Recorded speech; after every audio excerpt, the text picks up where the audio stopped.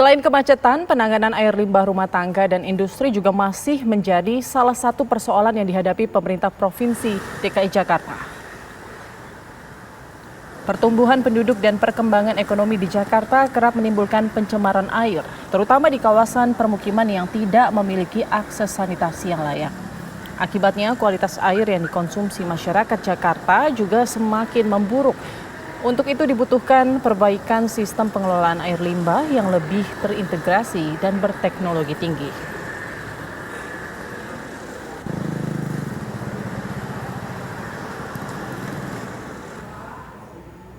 Di balik megahnya dan pesatnya pembangunan di ibu kota, ada sejumlah persoalan berulang yang memerlukan perhatian khusus. Salah satunya adalah air limbah. Banyaknya jumlah air limbah yang dibuang di Jakarta membutuhkan penanganan khusus agar tidak mencemari lingkungan. Lantas seperti apa pengelolaan air limbah di Jakarta? Berikut kita simak informasinya.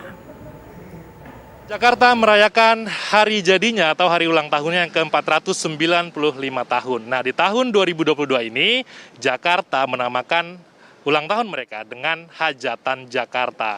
Nah, Jakarta sendiri memang sudah bertumbuh menjadi kota yang besar, tapi di balik hiruk-pikuk Jakarta ada beberapa persoalan yang masih terus ditangani atau juga diselesaikan oleh pihak pengelola, termasuk juga Pemprov DKI Jakarta dan beberapa perusahaan-perusahaan lainnya. Baik itu seperti banjir, kemacetan, dan juga termasuk air limbah yang biasa memang masyarakat tidak begitu memperhatikan. Nah, saya sudah pakai helm, ini artinya saya mau memantau salah satu lokasi tempat pengolahan air limbah di wilayah di sekitar Jakarta, yaitu di IPAL Krukut. Nah, saya sudah bersama dengan Ari Supriyanto, selaku Direktur Utama Perumda Paljaya, yang kemudian akan kita ajak untuk melihat bagaimana pengolahan air limbah di Jakarta. Selamat siang, Bapak. Siang, Pak. Oke, Bapak, ini sudah ada Krukut Water Reclamation Plan, IPAL di Krukut.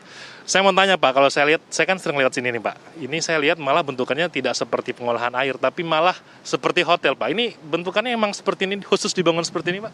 Ya, memang kami membangun instalasi pengolahan air limbah itu dibuat lebih pertimbangannya bukan hanya pengolahannya, teknik pengolahannya, tapi juga estetika, karena ini juga berada di kawasan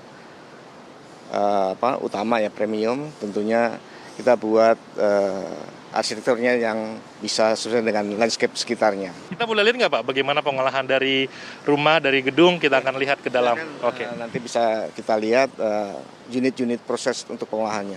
Baik, pemirsa, kita ikut bersama dengan Pak Dirut untuk melihat proses pengolahan air limbah di Jakarta.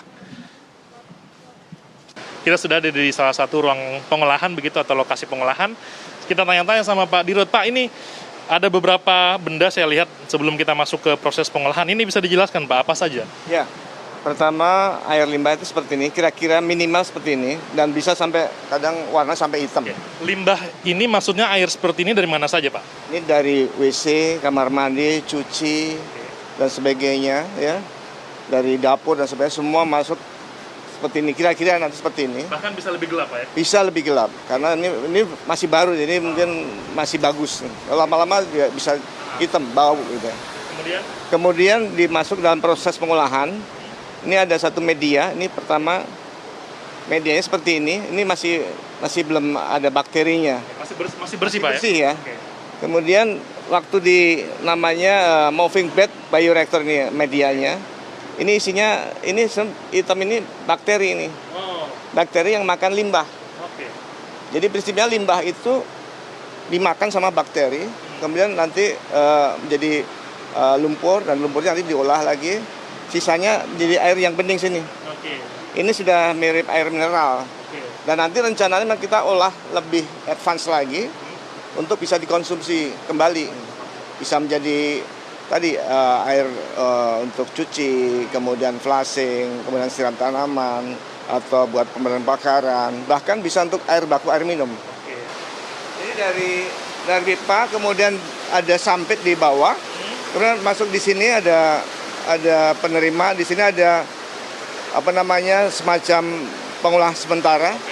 Kemudian masuk ke kolam aerobik, nanti ada kolam anaerobik juga. Jadi untuk mengolah amonia dan sebagainya. Jadi ada kombinasi aerobik dan anoksik.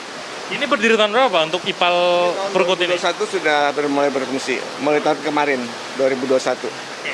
mengcover area mana saja Pak untuk IPAL di sini? Ini untuk area Senayan, Gatot Subroto, Senopati sana. Kalau Anda lihat pemirsa ini lebih berbusa kalau Anda bisa lihat. Ini cukup berbusa dibandingkan dengan yang sebelumnya Pak ya. Jadi yang membedakan apa nih Pak? Jadi ini kan ada proses aerobik yang tahap 1, tahap 2. Oke. Ini ada 2 seri, jadi atas bawah. Jadi kita tadi 8.600 bagi 2, atas bawah. Nanti setelah dari sini, itu ada filtrasi dan klorinasi. Filtrasi ini menyaring jadi air lebih jernih lagi. Kalau klorinasi untuk membunuh bakteri, terutama bakteri coli. Jadi kita targetnya memenuhi baku mutu mengenai bakteri coli-nya. Nah, hasil ini Pak, ini kan sudah lebih jernih Pak ya. Ini yang tadi Bapak bilang mungkin bisa digunakan untuk siram tanaman atau pemadam kebakaran. Ini kan kalau di sebelahnya ada kali nih Pak, apakah juga kemudian dialirkan ke kali? Ya, memang untuk sementara saat ini hanya dibuang, tapi sudah layak dibuang, memenuhi baku mutu. Nantinya di tahun ini kita akan program untuk menggunakan kembali. Jadi tidak dibuang, tapi untuk kita olah tambahan ya, pengolahan tambahan untuk jadi air yang setara air minum. Jadi di sini memang sistemnya dilayani dengan sistem perpipaan atau sewerage system. Di luar ini dengan sistem setempat. Jadi semestinya yang tidak dilayani dengan sistem perpipaan tadi dengan sistem setempat. Artinya IPAL-IPAL atau mungkin lebih sederhana, paling sederhana sekarang itu tangki septik sederhana, itu setempat untuk tiap rumah. Hanya saja mungkin IPAL yang setempat tadi atau tangki septik itu tidak memenuhi standar.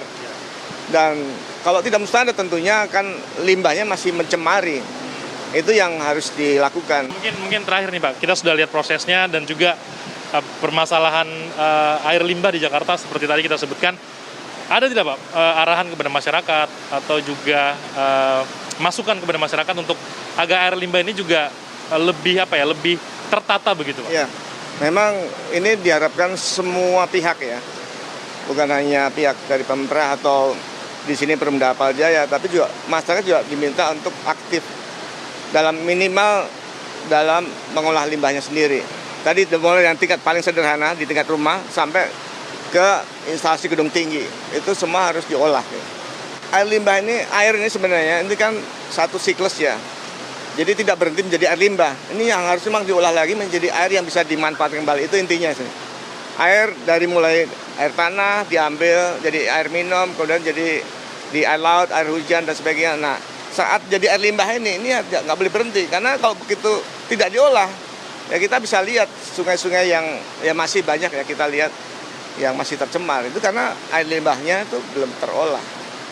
Terima kasih Pak Aris Suprianto Dirut Perumda Apal Jaya atas waktu dan informasinya. Jadi seperti itu kurang lebih pemirsa bagaimana proses pengolahan air limbah di salah satu instalasi pengolahan air limbah Krukut di wilayah Sudirman ini ya. Jadi itu bagaimana dari tadi tahap awal sampai dengan pengolahan sampai dengan nantinya hasil dari daur ulang ini akan bisa digunakan untuk berbagai macam aktivitas non-konsumsi ya, seperti untuk penyiraman tanaman, lalu juga mungkin pemadam kebakaran dan lain sebagainya. Itu sedikit informasi bagi Anda warga Jakarta, terutama yang merayakan Hari Ulang Tahun Jakarta yang ke-495 tahun dengan tema Hajatan Jakarta. Dari Jakarta, Imran Tajudin, Muhammad Rafi, TV One mengabarkan.